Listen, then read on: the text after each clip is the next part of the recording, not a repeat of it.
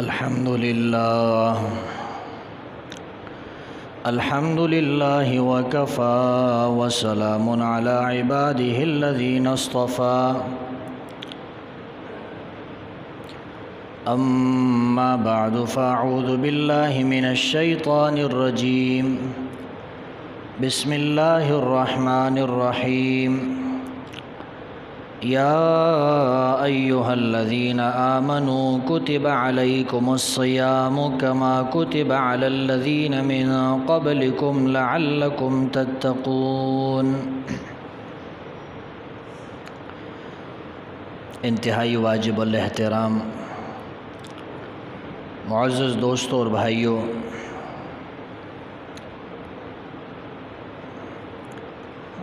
شعبان کا مہینہ ہے۔ استقبال رمضان کے حوالے سے آپ کے سامنے آج جو کچھ بات کرنی ہے اس کے لیے ایک حدیث کا سہارا لینے کی کوشش کر رہا ہوں۔ وہ حدیث منقول ہے حضرت سلمان فارسی رضی اللہ تعالی عنہ سے۔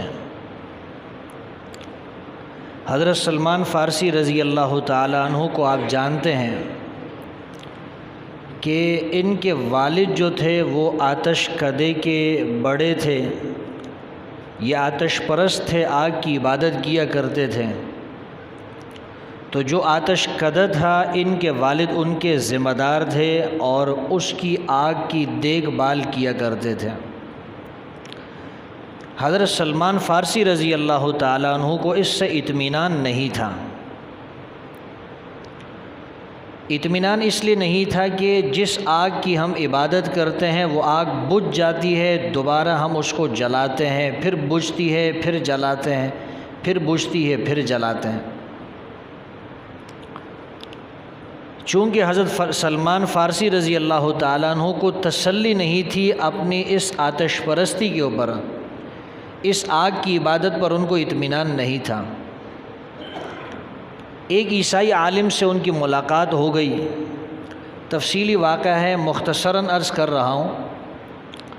ایک عیسائی عالم سے ان کی ملاقات ہوئی، کچھ عرصہ ان کی خدمت میں اور ان کی صحبت میں رہے، لیکن وہ عیسائی عالم جب بوڑھے ہو گئے اور ان کے مرنے کا وقت قریب ہو گیا تو حضرت سلمان فارسی رضی اللہ تعالیٰ عنہ نے ان سے پوچھا کہ آپ کے مرنے کے بعد میں کس کی صحبت اختیار کروں، میں کس عالم کے پاس جاؤں؟ چونکہ اسلام سے پہلے عیسائیت ہی سچا اور حق مذہب تھا، اسلام کے آنے کے بعد عیسائیت منسوخ ہو گئی اور عیسائیت کا جو مذہب ہے یہ ختم ہو گیا۔ تو اس عیسائی عالم نے کہا کہ میں جو اپنے علم کی روشنی میں بات سمجھتا ہوں وہ یہ ہے کہ جنوب کی طرف آپ چلے جائیں اور وہاں کھجوروں کا ایک علاقہ ہے نخلستان کا، میرے علم کے مطابق وہاں نبی آخر الزماں کے ظہور کا وقت ہو چکا ہے، خاتم النبیین آخری پیغمبر کے آنے کا وقت قریب ہے، آپ وہاں چلے جائیں، ہو سکتا ہے کہ آپ کی ملاقات نبی آخر الزماں سے ہو جائیں۔ حضرت سلمان فارسی رضی اللہ تعالیٰ عنہ چل پڑے، لیکن جس قافلے کے اندر حضرت سلمان فارسی رضی اللہ تعالیٰ عنہ موجود تھے اس پر ڈاکوؤں نے حملہ کیا، اس قافلے کو لوٹ لیا اور حضرت سلمان فارسی رضی اللہ تعالیٰ عنہ کو غلام بنا لیا۔ حضرت سلمان فارسی رضی اللہ تعالیٰ عنہ غلام بننے کے بعد ایک یہودی کے ہاتھ بک گئے اور وہ یہودی اس کو مدینے لے کر آئے۔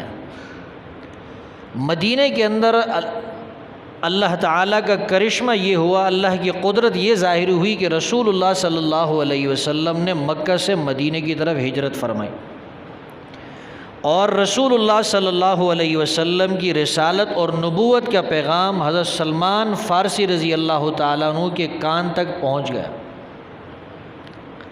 حضرت سلمان رضی اللہ تعالیٰ عنہ کو نشانی یہ بتلائی گئی تھی کہ جو نبی آخر الزماں ہوگا وہ زکوٰۃ وصول نہیں کرتا، صدقہ وصول نہیں کرتا، البتہ تحفہ اور ہدیہ وصول کرتا ہے۔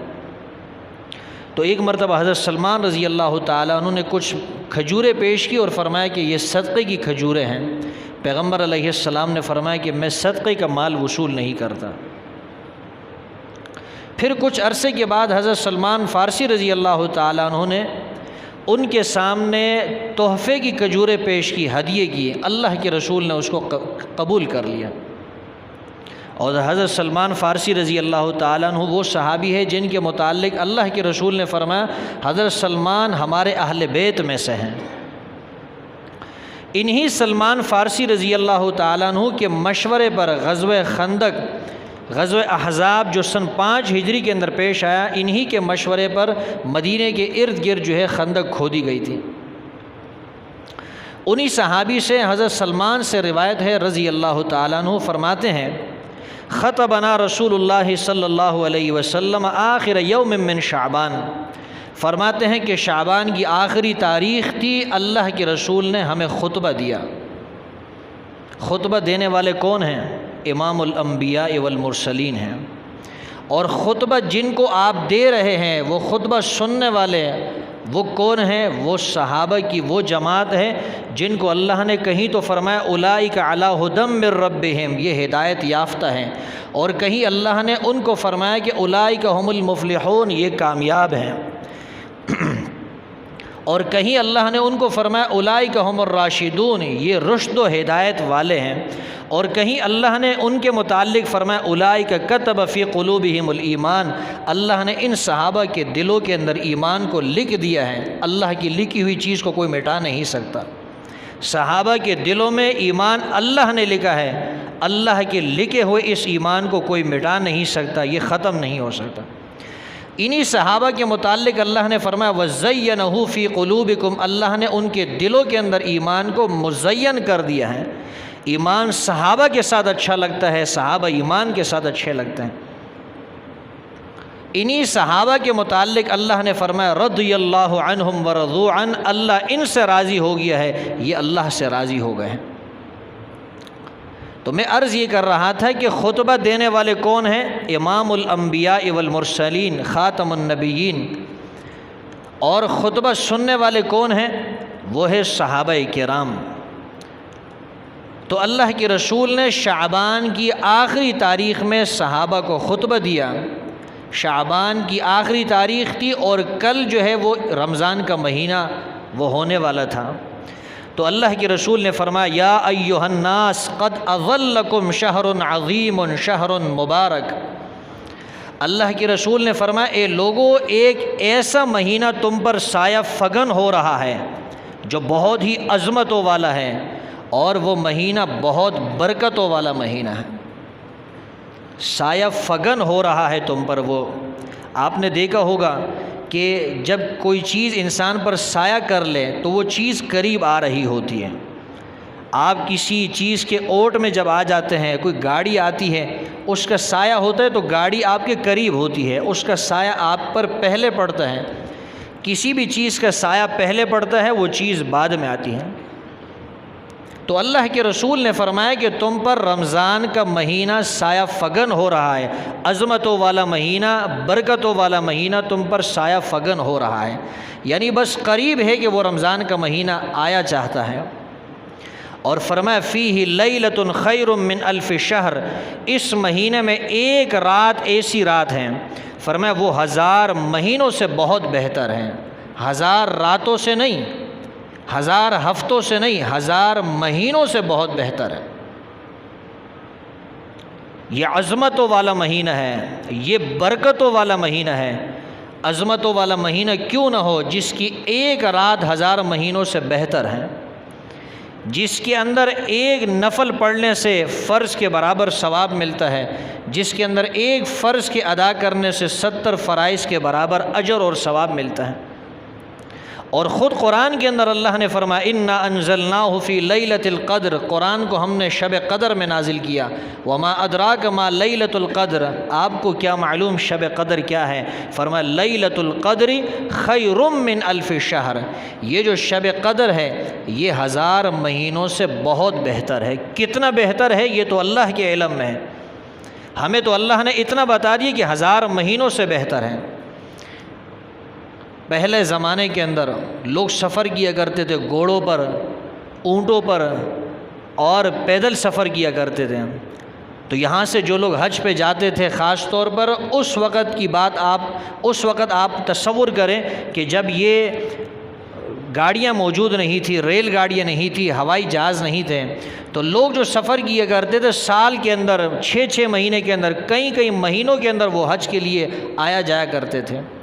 ان کے حج اور عمرے کا سفر کئی مہینوں پر مشتمل ہوتا تھا، اور وہی سفر جو کئی مہینوں کے اندر طے ہوتا تھا، آج آپ یہاں سے سعودی عربیہ جاتے ہیں حج کے لیے، عمرے کے لیے، تو 3.5 4 یا 4.5 گھنٹوں کے اندر آپ آرام سے پہنچ جاتے ہیں۔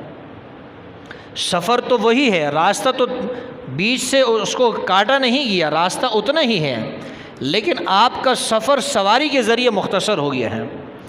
تو اسی طرح اللہ نے بتا دیا کہ جس طرح عام دنوں کے اندر آپ کوئی عمل کرتے ہیں وہ عمل معمولی ہوتا ہے، لیکن وہی عمل جب آپ رمضان میں کرتے ہیں، خاص طور پر شب قدر میں کرتے ہیں، تو اس کا اجر جو ہے وہ 1000 مہینوں کے برابر ملتا ہے۔ جیسے آپ ہوائی جہاز کے ذریعے جلدی سفر طے کر لیتے ہیں، شب قدر کے اندر گویا کہ آپ اپنا روحانی سفر بہت تیزی کے ساتھ طے کر لیتے ہیں۔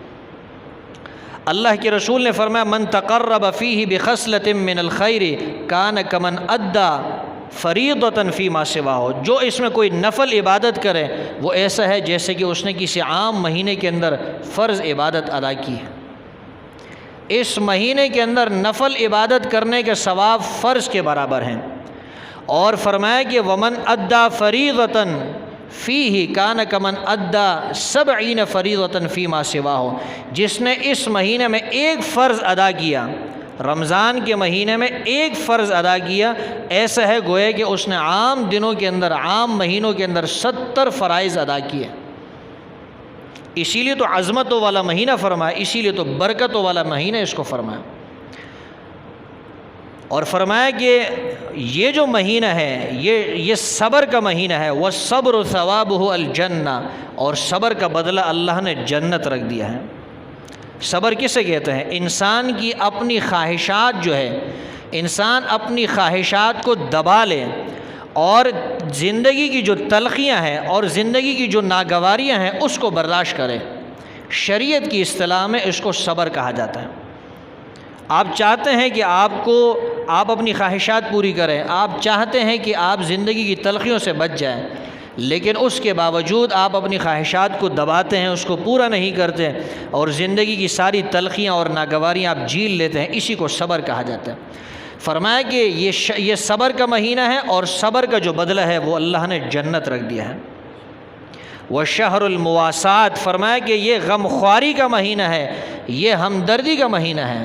آپ دیکھ لیں اس مہینے کے اندر لوگ کتنی ایک دوسرے کے ساتھ ہمدردیاں کرتے ہیں، ایک دوسرے کے ساتھ کتنا تعاون کیا جاتا ہے، کتنی ایک دوسرے کی مدد کی جاتی ہے۔ اور فرمایا یہ ایسا مہینہ ہے یزاد فیہ رزق المؤمن، جس میں مومن کی روزی بڑھا دی جاتی ہے۔ آپ کچھ بھی کہیں، عالم اسباب کے اندر آپ کچھ بھی کہیں، لیکن اللہ تعالیٰ روزی بڑھا دیتے ہیں۔ اب چاہے وہ کوئی دیتا ہے اس کو، چاہے وہ بونس کی شکل میں ملتا ہے، چاہے وہ رمضان کا پیکج اس کو آپ کہیں، کچھ بھی ہے، اللہ تعالیٰ مومن کی روزی کے اندر ایسی برکت ڈالتے ہیں کہ اس کے اندر اللہ تعالیٰ اضافہ کر دیتے ہیں۔ عام مہینے کے اندر ایک انسان کو وہ روزی نہیں ملتی جو رمضان کے مہینے میں ملتی ہے۔ بہت سی جگہوں پہ ہم نے دیکھا ہے رمضان کا مہینہ ابھی آیا نہیں ہوتا، لوگ پہلے سے راشن تیار کر رہے ہوتے ہیں، لوگوں کے گھروں کے اندر پہنچا رہے ہوتے ہیں، کھجوریں الگ، اور جو مشروبات ہیں وہ الگ، اور جو آپ کی افطاری کی چیزیں ہیں وہ الگ۔ یہ کیا ہے؟ اللہ کی طرف سے اس روزی کے اندر اضافہ کر دیا جاتا ہے۔ عالم اسباب کے اندر وہ کہیں سے بھی ہو، لیکن اللہ کی طرف سے اس میں اضافہ کر دیا جاتا ہے، اور وہ اضافہ ہر آدمی اپنی آنکھوں سے محسوس کرتا ہے۔ روڈوں پہ آپ دیکھتے ہیں، چوکوں چوراہوں پہ آپ دیکھتے ہیں، مساجد میں دیکھتے ہیں، ہاسپٹلز کے اندر آپ دیکھتے ہیں، لوگوں کو وافر مقدار کے اندر کھانا مل رہا ہوتا ہے۔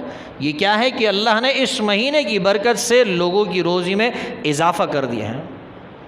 اور اسی مہینے کے متعلق فرمایا کہ جعل اللہ صیامہ فریضۃ، اللہ نے اس مہینے کے روزے کو فرض قرار دیا ہے، اور اللہ نے اس کی رات کی جو عبادت ہے قیام اللیل جس کو کہا جاتا ہے، جس کو تراویح کہا جاتا ہے، اللہ نے اس کو تطوع فرمایا ہے، یعنی انسان کی اللہ نے اس کو انسان پر فرض تو نہیں کیا ہے، لیکن وہ ایک نفلی چیز ہے، ایک اضافی چیز ہے، ایک سنت کے درجے کے اندر ہے، اس کی ادائیگی بھی سنت ہے، فرض کے درجے میں نہیں، لیکن اللہ نے اس پر بھی انسان کو اجر اور ثواب مرتب فرما دیا ہے۔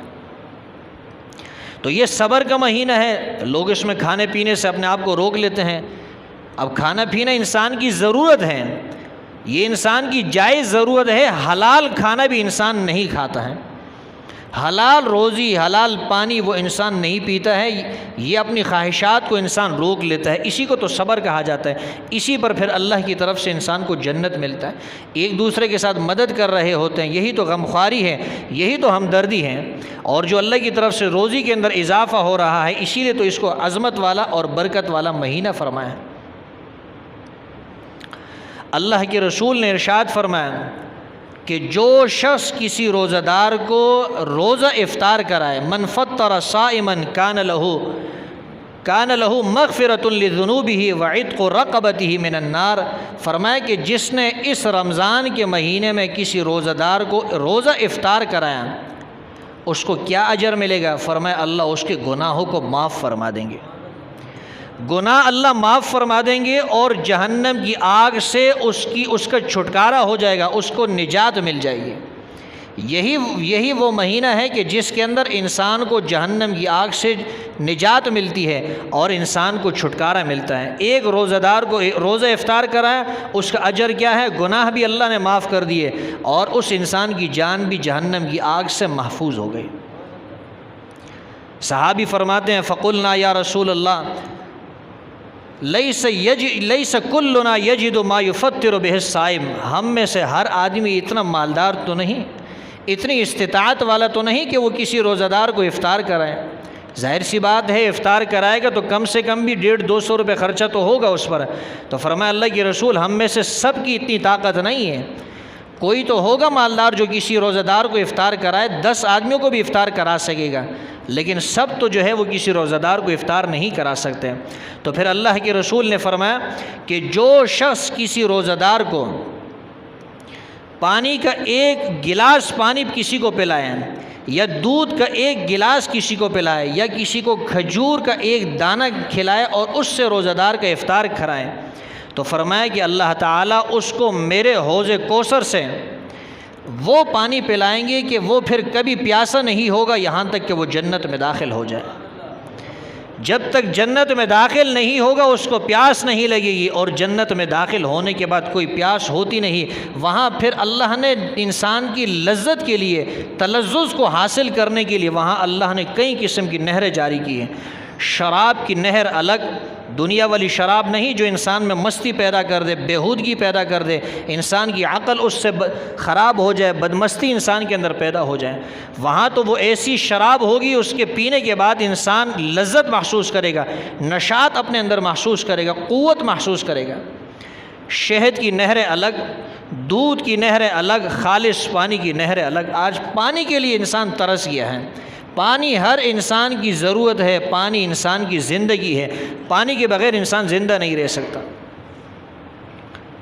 وہاں پانی کی خالص صاف شفاف فلٹر شدہ پانی کی نہریں، دودھ کی نہریں، آپ دودھ فریج کے اندر رکھ دیں، اگلے دن اٹھائے دودھ خراب نہیں ہوگا لیکن اس کا ذائقہ بدل چکا ہوگا۔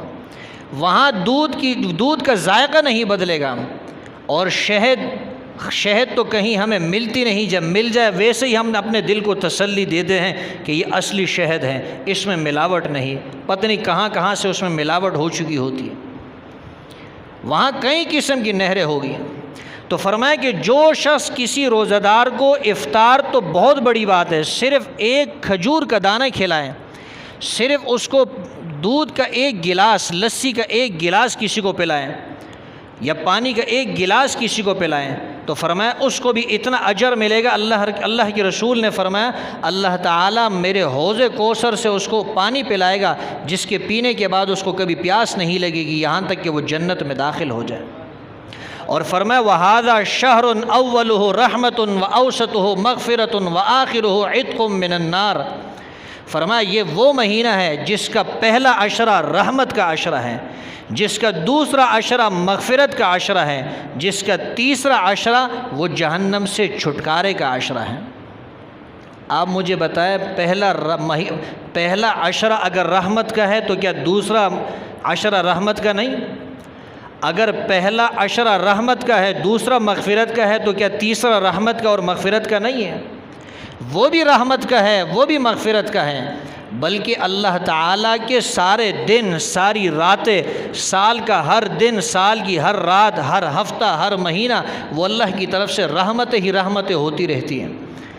لیکن رمضان کا مہینہ جب آتا ہے تو پھر اللہ کی رحمتیں اور بڑھ جاتی ہیں۔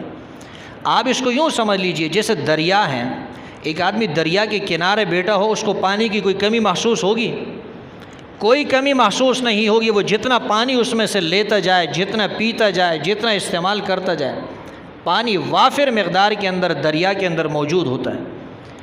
آپ یوں سمجھ لیجئے کہ عام مہینوں کے اندر اللہ کی جو رحمتیں ہوتی ہیں، یہ میں سمجھانے کے لیے عرض کر رہا ہوں، عام مہینے میں اللہ کی رحمت ایسی برستی ہے جیسے دریا ہے، سمندر ہے، اور جب رمضان کا مہینہ ہوتا ہے تو پھر اللہ کی رحمت ایسی برستی ہے جیسے کہ دریا، اس کی جو لہریں ہیں، اس کی جو موجیں ہیں، وہ دریا کے کناروں سے بھی باہر نکل جائیں۔ پھر رمضان کے مہینے میں اللہ کی رحمت ایسی جوش مار رہی ہوتی ہیں۔ اور یہ جو فرمایا کہ اول عشرہ رحمت کا ہے، دوسرا مغفرت کا ہے، اور تیسرا جو ہے وہ جہنم سے چھٹکارے کا ہے، اس کو آپ یوں سمجھ لیجئے۔ ہم اکثر جب پڑھاتے ہیں بچوں کو تو 3 قسم کے طالب علم ہوتے ہیں، 3 قسم کے اسٹوڈنٹس ہوتے ہیں ہمارے سامنے۔ ایک وہ ہیں ہم اشارہ کرتے ہیں وہ بات کو سمجھ جاتے ہیں، ٹیچر پڑھاتا ہے، استاد پڑھاتا ہے، استاد اشارہ کرتا ہے، طالب علم اور اسٹوڈنٹ فوراً اس کو سمجھ جاتا ہے۔ ایک قسم کا طالب علم وہ ہوتا ہے اس کو تھوڑی وضاحت کرنے کی ضرورت پڑتی ہے، تھوڑی تشریح کی ضرورت پڑتی ہے، تب جا کے وہ بات کو سمجھتا ہے۔ اور تیسرے قسم کا اسٹوڈنٹ اور طالب علم وہ ہوتا ہے کہ جس کو 2 اور 3 مرتبہ وہ سبق اور وہ لیسن وہ اس کو سمجھانا پڑتا ہے، تب جا کے وہ اس کو سمجھ میں آتا ہے۔ تو 3 قسم کے طالب علم ہوتے ہیں۔ اسٹوڈنٹ جو ہوتے ہیں وہ 3 قسم کے ہوتے ہیں، ایک اعلیٰ درجے کے ذہین، ایک ادنیٰ درجے کے جو کن ذہن ہوتے ہیں، غبی قسم کے ہوتے ہیں، ایک متوسط درجے کے ہوتے ہیں۔ اسی طرح روحانی طور پہ بھی انسانوں کی جو ہے 3 قسمیں ہوتی ہیں۔ ایک بہت نیک لوگ ہوتے ہیں جو پورا سال اللہ کی عبادت میں، پورا سال گناہوں سے محفوظ رہتے ہیں، اور ایک وہ ہوتے ہیں جو پورا سال گناہوں کے اندر لت پت رہتے ہیں اور گناہ نافرمانیوں کے اندر مبتلا ہوتے ہیں، نیک اعمال سے اپنے آپ کو دور رکھتے ہیں۔ اور ایک درمیانے درجے کے ہوتے ہیں، وہ فرائض بھی ادا کرتے ہیں، گناہوں سے بھی اپنے آپ کو بچاتے ہیں، لیکن بہت اعلیٰ درجے کے نیک بھی نہیں اور گناہوں کے اندر بالکل لت پت بھی نہیں۔ تو جب رمضان کا مہینہ داخل ہوتا ہے، وہ جو اعلیٰ درجے کے نیک لوگ ہوتے ہیں وہ پہلے عشرے کے اندر اللہ کی ساری رحمتوں کو سمیٹ لیتے ہیں، اور پھر جب دوسرا عشرہ شروع ہوتا ہے تو پھر وہ جو دوسرے درجے کے نیک لوگ ہیں جو فرائض بھی پڑھتے ہیں، گناہوں سے بھی اپنے آپ کو بچاتے ہیں، بالکل اللہ کے نافرمان نہیں ہوتے ہیں اور بالکل اعلیٰ درجے کے نیک بھی نہیں ہوتے ہیں، تو وہ پہلے عشرے میں اتنی عبادت کر چکے ہوتے ہیں کہ جیسے ہی دوسرا عشرہ داخل ہوتا ہے وہ اللہ سے اپنی مغفرت بھی کروا دیتے ہیں۔ اور تیسرے درجے کے جو لوگ ہیں جو بالکل اللہ کی نافرمانی پر تلے ہوئے ہوتے ہیں، وہ بھی جب رمضان کا مہینہ داخل ہوتا ہے، آپ نے دیکھا ہوگا مساجد آباد ہو جاتی ہے، لوگ زیادہ ہو جاتے ہیں، نمازیں زیادہ ہو جاتی ہے، لوگ اللہ کی عبادت زیادہ کرتے ہیں، تو وہ بھی عبادت کرتے کرتے پہلا عشرہ گزرتا ہے، دوسرا گزرتا ہے، تیسرے عشرے کے اندر وہ بھی اپنے آپ کو اس قابل بنا دیتے ہیں کہ اللہ تعالیٰ ان کو بھی جہنم کی آگ سے چھٹکارا عطا فرما دیتے ہیں۔ تو اللہ کے رسول نے فرمایا اس مہینے کا اول جو ہے وہ رحمت ہے، اس مہینے کا اوسط جو ہے وہ مغفرت کا ہے، اور اس مہینے کا جو آخری عشرہ ہے فرمایا وہ جہنم سے چھٹکارے کا حصہ ہے۔ اور آخری جملہ اللہ کے رسول نے ارشاد فرمایا، آخری جملہ اللہ کے رسول نے ارشاد فرمایا وَمَنْ خَفَّفَ عَنْ مَمْلُوكِهِ فِيهِ، اللہ کے رسول نے فرمایا جو اس مہینے میں اپنے غلام سے، اپنے نوکر سے اس کے کام کاج کے اندر تخفیف کر دے، کمی کر دے، فرمایا اللہ تعالیٰ اس کی مغفرت بھی کر دیتے ہیں، جہنم سے چھٹکارا بھی عطا فرماتے ہیں۔ ہم میں سے کتنے لوگ ایسے ہوں گے، ہمارے ماتحت بھی کچھ لوگ کام کرتے ہوں گے، وہ ہمارے ماتحت کام کرتے ہوں گے۔ گزشتہ کل ہی شاید مجھ سے ایک ساتھی کہنے لگا کہ میں اپنے آفس والوں سے کہتا ہوں کہ پورے 11 مہینے جتنے باہر کے کام کرانے کرا لو، رمضان کا مہینہ اپنے اپنے کام خود کیا کرو، کیونکہ رمضان کا مہینہ عبادت کا مہینہ، انسان اللہ کو راضی کرتا ہے۔